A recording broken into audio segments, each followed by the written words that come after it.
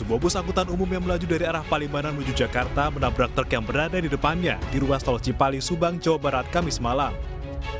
Bus yang membawa belasan penumpang ringsek di bagian depan. Akibatnya, satu penumpang bus meninggal dunia, sementara belasan lainnya termasuk sopir bus terluka. Para korban kemudian dievakuasi ke Rumah Sakit Abdul Razak Purwakarta. Depan kosong kok, Pak? Truk? Itu truk di sebelah kiri kok. Terus? Kayaknya tuh ya kurang tahu ya kalau. Berarti bapak belok ke kiri kalau gitu? Entah saya yang belok apa truknya yang kanan gitu kan, nggak bisa mastiin saya. Entah saya yang kiri apa dia yang kanan. Polisi masih menyelidiki penyebab terjadinya kecelakaan. Kedua kendaraan yang terlibat kecelakaan telah dievakuasi. Dari Subang dan Purwakarta, Jawa Barat, Irwan, iNews melaporkan. Selamat sore, Syafa. Kita awali iNews sore dengan informasi dari puluhan kios pakaian di Teluk Naga, Tangerang, Banten yang ludes terbakar tadi pagi. Para pemilik kios tak sempat menyelamatkan barang dagangan karena api muncul saat mereka sedang tertidur.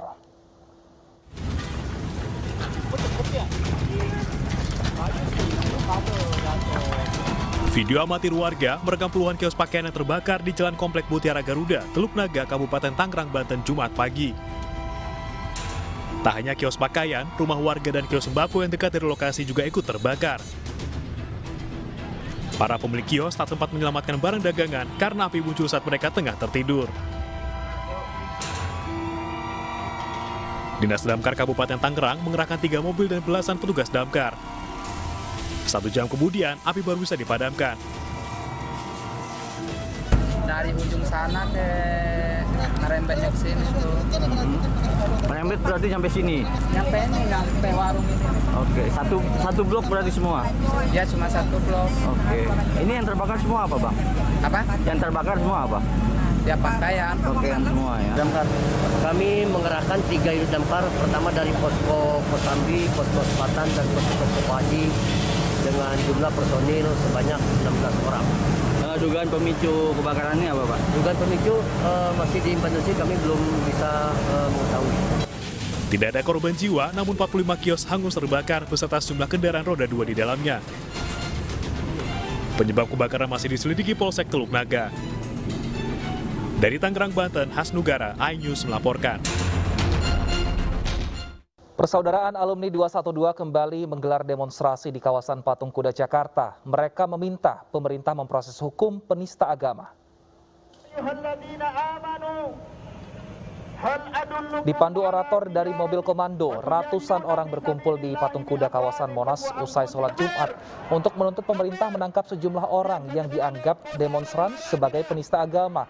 Sejumlah nama disebut dalam aksi ini, diantaranya Menteri Agama Yakut Khalil yang dinilai membandingkan suara azan dengan gonggongan anjing.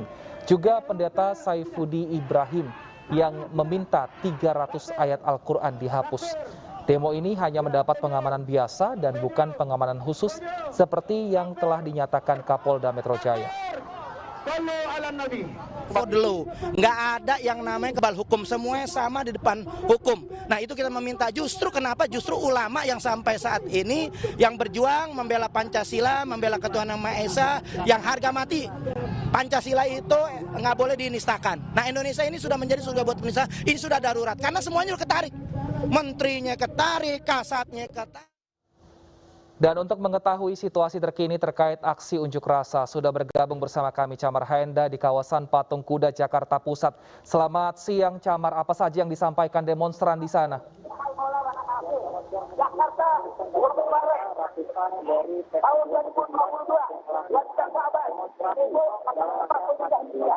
Dalam rangka aksi Bela Islam 2503 ini berkumpul di kawasan Silang Monas, tepatnya di Patung Kuda, Jakarta Pusat, di mana mereka menuntut sejumlah tuntutan kepada pemerintah untuk memproses sejumlah pihak yang diduga menistakan agama, ya seperti Yakut Khalil Humas, yakni Menteri Agama Republik Indonesia, yang diduga menistakan azan yang disamakan dengan suara anjing dan juga pendeta Saifuddin Ibrahim yang meminta dihapuskannya 300 ayat suci Al-Quran. Ini mereka sudah berkumpul sejak pukul 13.30 waktu Indonesia Barat ataupun setelah dilakukannya sholat Jumat dari arah MH Tamrin dan juga Gambir. Dan mereka datang membawa mobil komando untuk berorasi dan juga bersolawat, membawa atribut bendera merah putih, kemudian juga bendera PA 212 beserta dengan spanduk aksi bela Islam 2503. Dan sejumlah pengamanan ini juga disiagakan oleh pihak kepolisian, dimulai dari mobil Barakuda, kemudian juga water cannon, dan juga pemasangan barrier beserta dengan kawat berduri. Meskipun pihak dari kepolisian sendiri ini mengaku bahwasanya untuk pengamanan yang dilakukan pada hari ini adalah pengamanan biasa, bukan pengamanan tambahan. Dan meskipun untuk dari spanduk ataupun informasi yang didapat bahwa akan ada ribuan massa yang akan datang, namun berdasarkan pemantauan kami ini hanya berkisar 400 sampai dengan 500 massa saja. Kemudian juga mereka menuntut untuk MUI agar segera mengeluarkan fatwa terkait dengan penista agama, dikarenakan saat ini menurut PA 212 banyaknya tokoh-tokoh yang seharusnya ditindaklanjut dan juga diproses hukum karena sudah menistakan agama. Sementara lalu lintas di kawasan ini masih terpantau lancar dan belum dilakukannya rekayasa lalu lintas. Namun yang dapat kami sampaikan saat ini untuk massa ini belum diperbolehkan ataupun diizinkan menuju ke arah istana dan hanya diperbolehkan untuk melakukan orasi di kawasan Patung Kuda saja. Demikian, Wilson, kembali ke Anda di studio. Baik, terima kasih Camar Haenda atas laporan Anda. Selamat bertugas kembali dan tetap berhati-hati. Pemirsa, Barreskrim Polri mengungkap barang bukti uang tunai senilai 1,24 miliar rupiah dalam kasus binomo dengan tersangka Indra Kents. Polisi mencatat ada 40 orang korban kasus binomo dengan total kerugian mencapai 44 miliar rupiah.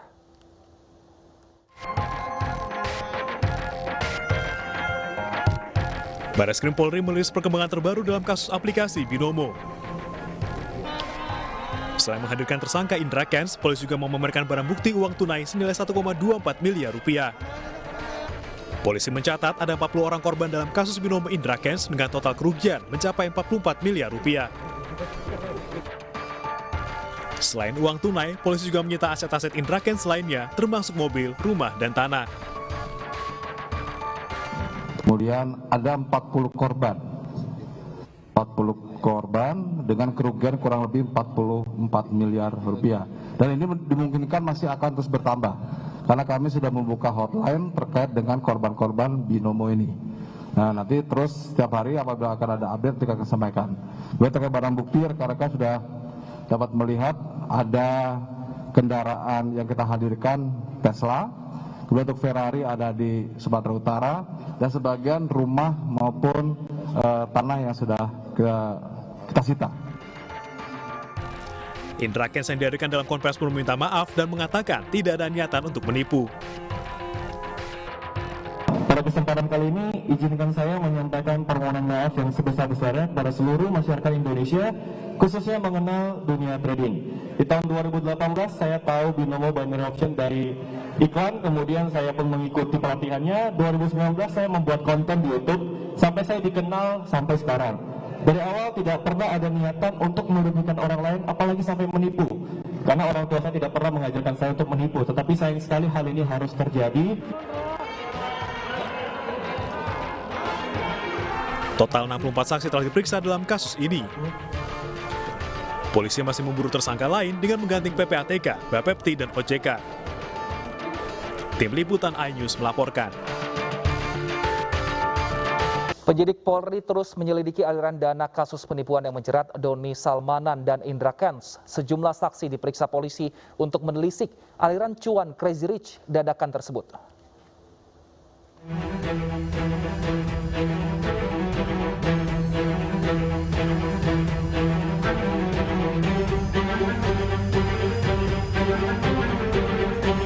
Polisi terus menelusuri aliran dana yang diduga hasil dari penipuan aplikasi binary option yang menjerat Indra Kents. Hingga saat ini polisi sudah menyita sejumlah aset Indra Kents mulai dari mobil Tesla, Ferrari, hingga rumah mewah di Deli Serdang dan Tangerang. Dengan total nilai aset yang sudah disita mencapai 43,5 miliar rupiah. Sejumlah saksi pun telah diperiksa terkait kasus ini. Di antaranya adalah pengusaha mobil mewah Rudi Salim. Rudi diperiksa terkait pembelian 3 mobil mewah milik Indra Kents dengan harga antara 2,7 hingga 9 miliar rupiah. Sementara itu, Fakar Suhartami Pratama yang diduga mentor trading Indra Kents mangkir dari pemeriksaan pada Kamis 24 Maret.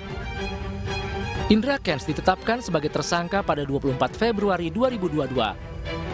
Polisi menjerat Indra Kents dengan Undang-Undang Informasi dan Transaksi Elektronik serta tindak pidana pencucian uang dengan ancaman 20 tahun penjara. Tim Liputan iNews melaporkan. Pemirsa, Presiden Joko Widodo meluapkan kekesalannya karena anggaran pemerintah banyak digunakan untuk pembelian barang impor. Secara khusus, Presiden juga menyayangkan besarnya anggaran daerah dan Kementerian BUMN tidak dimanfaatkan untuk belanja produk dalam negeri. Yang saya hormati para Menteri Kabinet Indonesia Maju, Kekesalan Presiden Jokowi diluapkan saat memberikan pengarahan tentang aksi afirmasi Bangga Buatan Indonesia di Jakarta Jumat pagi. Presiden Jokowi menyinggung besarnya anggaran pemerintah daerah dan Kementerian BUMN. Menurut Presiden, anggaran Kementerian BUMN sebesar 420 triliun rupiah. Jika 40%-nya dimanfaatkan untuk belanja dalam negeri, maka bisa membantu meningkatkan pertumbuhan ekonomi. Ya, kita harus memiliki keinginan yang sama untuk membeli, untuk bangga pada buatan kita sendiri, bangga buatan Indonesia.